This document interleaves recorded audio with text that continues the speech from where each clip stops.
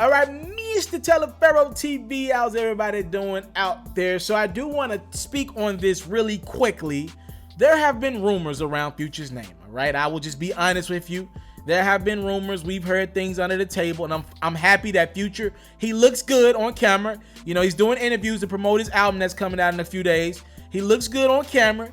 You know, he doesn't look drugged out. I know he wears a lot of shades. He doesn't look drugged out or anything, because there have been rumors circulating over the last calendar year and change that Future has been dealing with drug usage in his past. All right, that was a rumor circulating around that he had been on a lot of drugs. And if you listen to the little music that Future did put out in 2018, by the way, nowhere near the amount of Future music that he usually gives us, right? He only had 2 projects. It was the Beast Mode 2. By the way, one of my favorite projects of last year, a slept-on project that he didn't promote enough, in my opinion.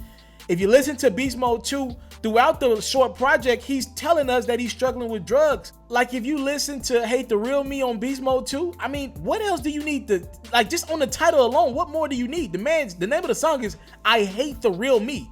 And if you listen to the record, it's pretty much Future trying to escape his reality. Like, I don't even want to be me. All right, that's what the record is essentially about. Like, yo, that's screaming to me, I need help. All right, and if you look at the other project that he dropped, I mean, he dropped a collab album with a 21-year-old entitled World on Drugs. He collabed with a young artist, Future's in his mid-30s, to talk about drugs for 90 minutes or however long that project is. Like, yo, that's screaming to me, I'm on drugs or I'm dealing with some drug usage in my past. I'm happy that Future is doing interviews to promote his album. We don't get to hear from him too often. He's able to address some of these rumors head on. And in a recent interview, he said, 2018, I didn't take it off because of drugs or anything else. Then I just needed rest. This is what he said in a recent interview with Zane Lowe over there at Apple. Future said in 2018, I just didn't want to do anything. They just wanted me to do things, but I just did a lot.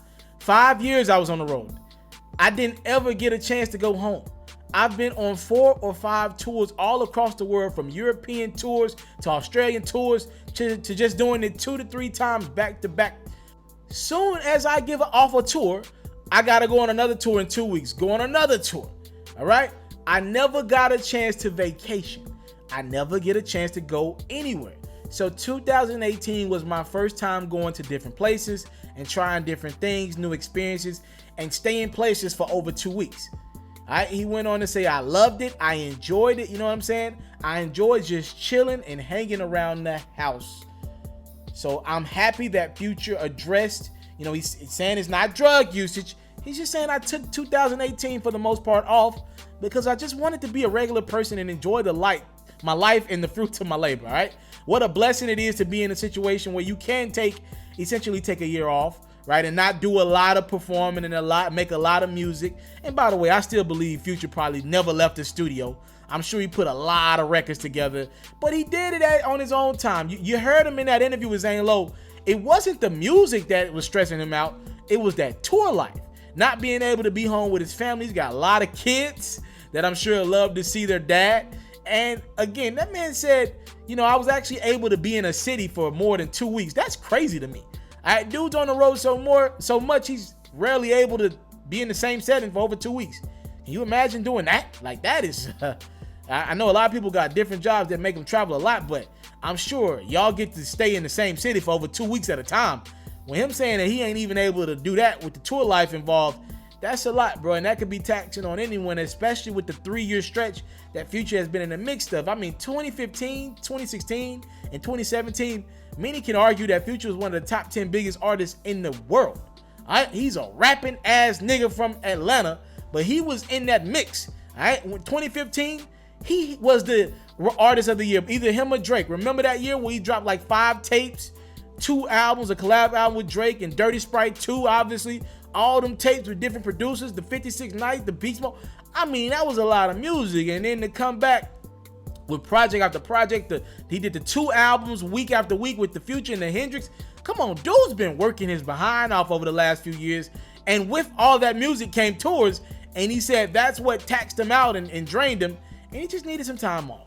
Hopefully that's all it was. And I'm happy for the brother as he's been able to take time off. It looks like he's got some rejuvenated energy, in a good space. He's on social media more, and hopefully we get a tour from Future and more music. And if this album does not do well, because we 2 records in and I don't like either one of them yet, if this album doesn't do well, we know Future has no problem putting out another album and another album and another album. As a matter of fact, in one of his recent interviews, he acknowledged that he is on the last album of his old deal, and he will go right into his new deal that we announced on my platform a few months ago as soon as this album is in the atmosphere. All right, he already got a new deal for 40 to 50 million. So Future's in a good space, and I believe we're gonna hear a lot of him in 2019. I'm out. I came from nothing, but I want everything God has for me. I interview celebrities. I talk sports. I still represent the culture. All the kids, they are now tuned in. Yeah, we locked in right now, Mr. TALIAFERRO. Mr. Taliaferro. Shout out to Mr. TALIAFERRO. You're watching Mr. TALIAFERRO TV. Mr. TALIAFERRO TV. Here with the triple B's, you can't do nothing but win.